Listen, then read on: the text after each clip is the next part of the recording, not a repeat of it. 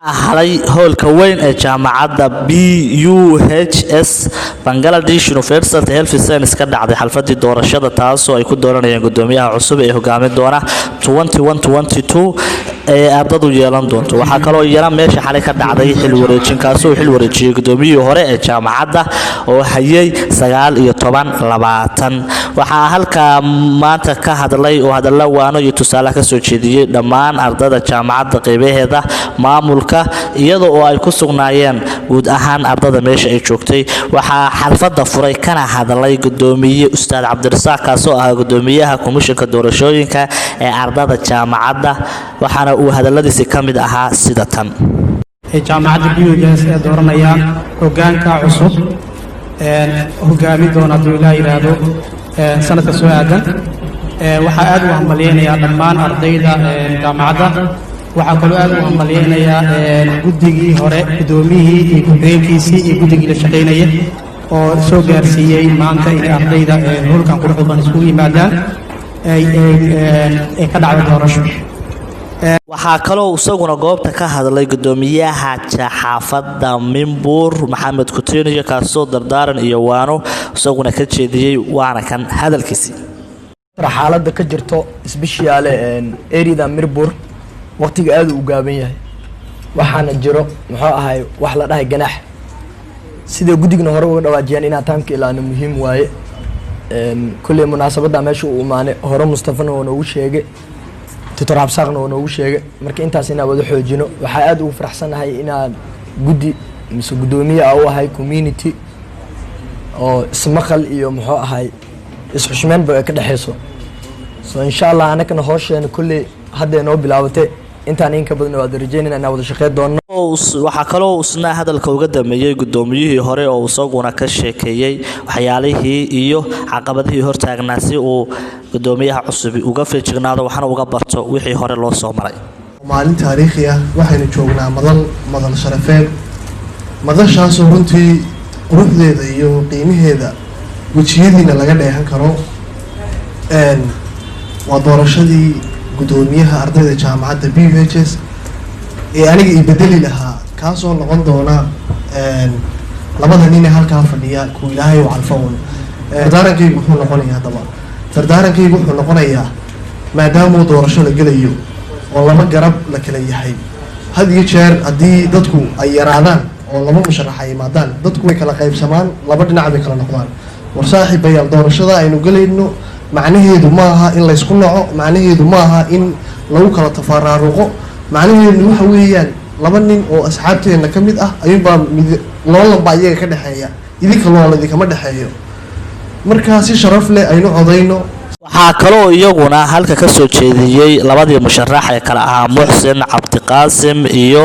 Faysal Bakaal oo ardada jaamacadda ka codsaday inay codkooda siiyaan si ay ugu adeegaan waxana ugu qabtaan sanadka 21 ilaa 22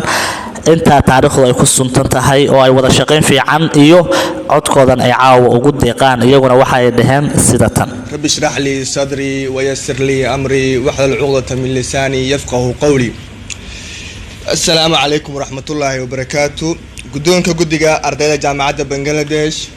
gudoonka guddiga doorashada marti sharafta iyo dhammaan ardayda sharafta leh oo horteeda fadhida أنا هاي محسن قاسم يحيى كودش مقالة قردو كبرباري وحنا كبرتين مقالة بوساسو وحنسيدو كلمانتا مشرح أو هاي حيلك قدومين مو أرديدا سوماليات جامعة بنغلاديش University of Health Science. السلام عليكم وحمد مدن الله سبحانه وتعالى ومانتا نصور قليي إنان إسوغو إيمانو متكمد قولهينو حدينو نهاي أرديدي جامعة Bangladesh University of Health Science ديب وحن مانتا إسوسو شرحي قدوميها أرديدي جامعة BUHS حدي أنكو قوليستو حلكن قدوميها أرديدي جامعة BUHS وأد إي دورتان سيحقر لآنا أن إي لشغيسان waxaa kaloo iyaguna goobta see kala dambeeyay oo hadallo waano iyo tusaaleyn ah goobta ka soo jeediyey Axmed Cadaawe iyo arday ururka haweenka gabadha gudoomisada u ah oo iyaduna halkan hadalkeeda ka tiri iyo macallin ustaad Axmed oo isaguna waano iyo tusaaleyn buu soo jeediyey iyaguna waa kuwa kan iyagoo hadalka u kala dambeeyay musharaxiinta quruxda badan oo horteena fadhida nana weydiisanaya codkayaga iyo ardada kale dhamaanteed waxaan ku salaamayaa salaanta islaamka assalaamu calaykum waraxmatullaahi wabarakaatuh xilbiyaal hortii hadal badan hadal buuxsho Soomaalidu tiraahdaa meeshaan hadal badan kama furna caawa waxaa la isugu nimi waxa weeye waa inaan labada wiil oo dhalinyarada oo ku loolamaya gudoomiyaha ardada jaamacadda BUHS ururka ardada ku midaysan tahay in ay u codeyno marka hore hortii waxaan qirayaa adinkuna aan u maleynayaa in ay qiraysaan intiina caqliga u saaxiibka ah in aynu u baahannahay oo dhammaanteen aynu muhiim inoo tahay ururka ardada jaamacadda BUHS qof walba meeshaan fadhiyo mansabka iyo maqaamka ku fadhiyo baan ku salaamayaa marka koowaad marka labaad anoo ku hadlaya afka gabdhaha dhigta jaamacadda Bangladesh University of Health Sciences waxaan aad iyo aad ugu faraxsanahay intee anagoo isku qalbi furan alxamdulillaah rabbil caalamiin Soomaalinimada ayna wada ina halkaan qalbi xirnaan iskula wada joogno insha Allah waxaan ku rajaynahay inaan sidaa si ka fiican anagoo isku ah aan ka wada tagi doono labada hoggaan ee u taagan inay intaas oo arday hoggaan u noqdaan rabaan insha Allah waxaan rajaynayaa soo Axmed sheegay maanta say noogu imaadeen ay noo wanaajiyeen ay nooga dalbadeen foodkeena in berina ay u tixgeliyaan u qiimeeyaan caawishooyinkeena iyo wixii xaggeena uga imaado kaliya waxaan rabaa in aan xusuusiyo labada musharax Muxsin iyo Faisal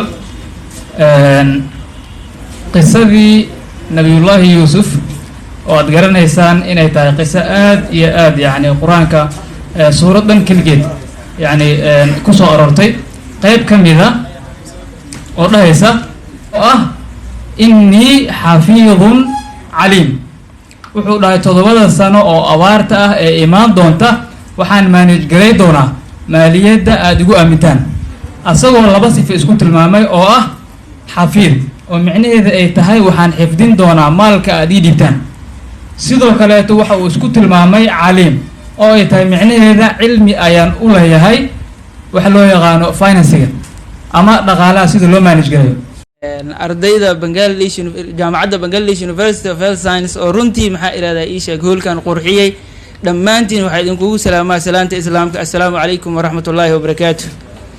bacda salaam waxay ii tahay sharaf gooni ah